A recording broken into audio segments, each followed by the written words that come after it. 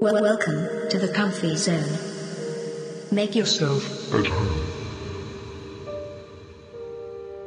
Within the sterile confines of the dentist's office, a routine visit unfolded into a bone-chilling encounter that forever etched itself into the depths of my memory. As I settled into the dreaded dental chair, a sense of unease settled upon me, like a heavy shroud. The air was tinged with the acrid scent of antiseptic, and the hushed whispers of the staff carried an unsettling undertone. The room seemed to exude an otherworldly silence, broken only by the distant hum of medical equipment. As the dentist, Dr. Mortimer Blackthorne, began his meticulous work, a peculiar sensation crawled its way into my awareness.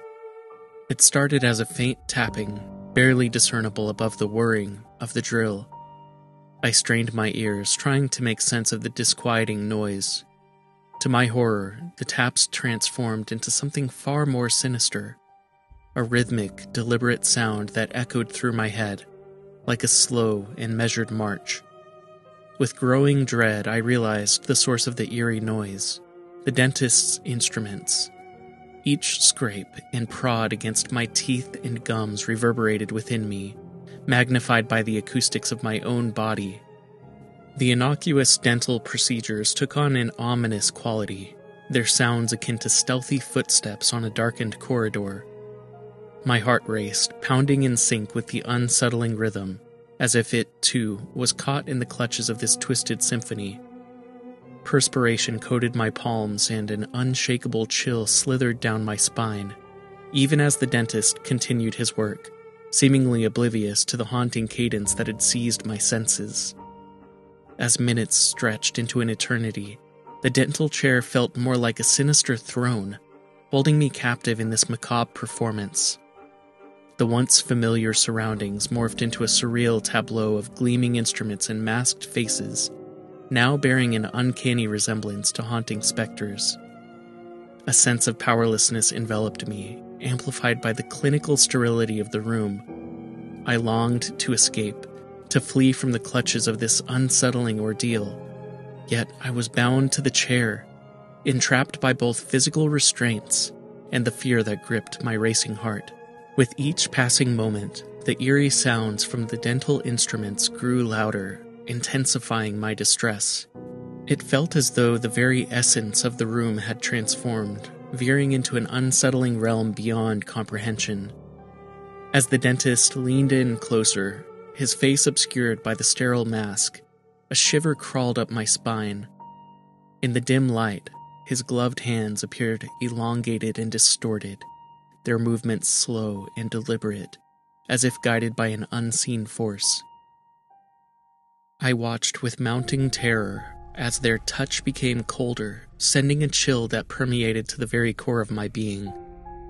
A flicker of panic took hold as I realized the unnerving truth. The dentist's eyes. They were devoid of warmth or humanity, glinting with an unnatural gleam that hinted at something far more sinister lurking behind their facade. It was as if I had glimpsed into the depths of a void that threatened to consume me whole. Beads of sweat dotted my forehead as I desperately tried to muster the courage to escape this macabre encounter. But to my horror, I found myself paralyzed, unable to utter a word or make a single movement. It was as though an invisible force held me captive, rendering me helpless against the unfolding nightmare. Within the confines of that dental chair, time lost all meaning. Minutes stretched into an eternity, trapping me in a liminal space between reality and the macabre. The dentist's actions became increasingly erratic, their touch more invasive, venturing beyond the boundaries of the necessary procedure. The pain intensified, yet I was powerless to resist or defend myself against the unyielding hands that held me captive. Fear and desperation mingled within me, threatening to consume my sanity. I silently pleaded for deliverance, for the nightmare to reach its crescendo and fade into oblivion. But as the minutes dragged on, hope waned, leaving behind a harrowing acceptance of my grim fate. Just as I thought I could bear the torment no longer, a sudden jolt ran through me. The lights flickered, plunging the room into momentary darkness.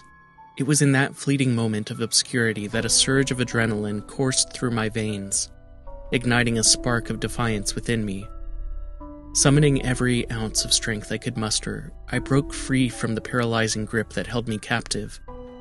Gasping for air, I stumbled backward, my gaze fixed upon the dentist, whose once impassive expression now contorted with fury and malice. The sinister dentist, his face still concealed behind the sterile mask, watched with a twisted satisfaction as I fled from the confines of his malevolent domain.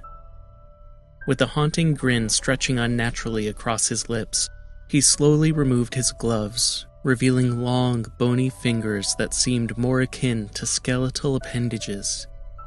Dr. Blackthorn's eyes, cold and devoid of empathy, glimmered with a wicked delight as he turned his attention to an array of peculiar instruments laid out on the tray.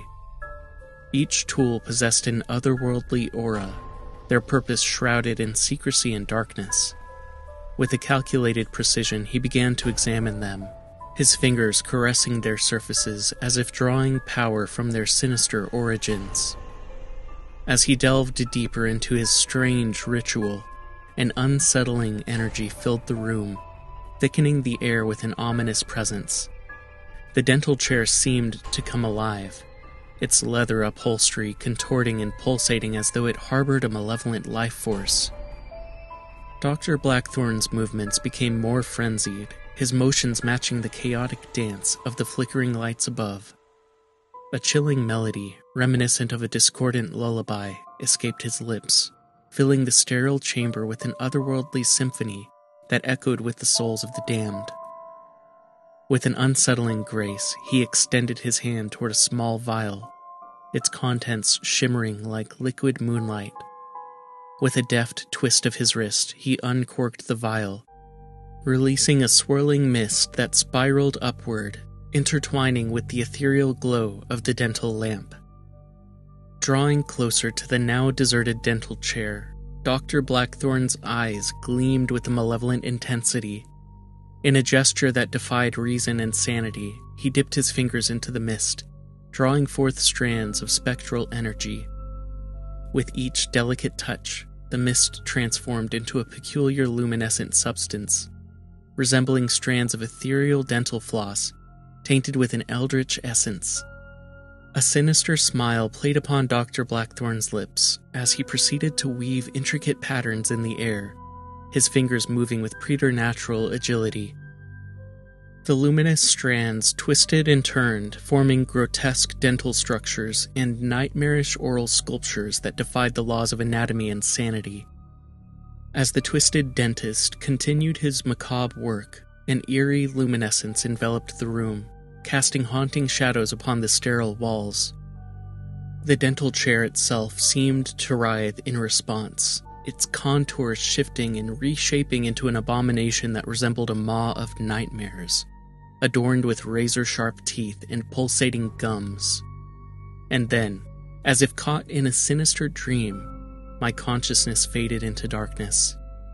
When I awoke, dazed and disoriented, I found myself back in the dentist's chair. The flickering lights had returned to their steady glow, and the room appeared normal, devoid of any supernatural presence.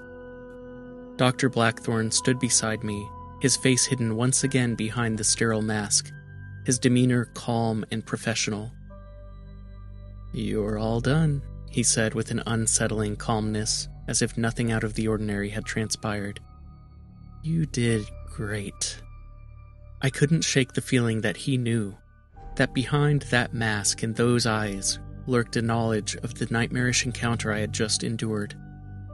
The memory lingered in my mind, vivid and unsettling, despite the apparent normalcy of the dentist's office. As I left the office, I couldn't help but glance back at Dr. Blackthorn, his gaze following me, his smile hidden beneath the mask. I knew then, deep down, that he held the secrets of that unholy encounter, and while the dental office appeared normal to the outside world, I was forever haunted by the belief that Dr. Mortimer Blackthorne knew exactly what had transpired during my time under his care.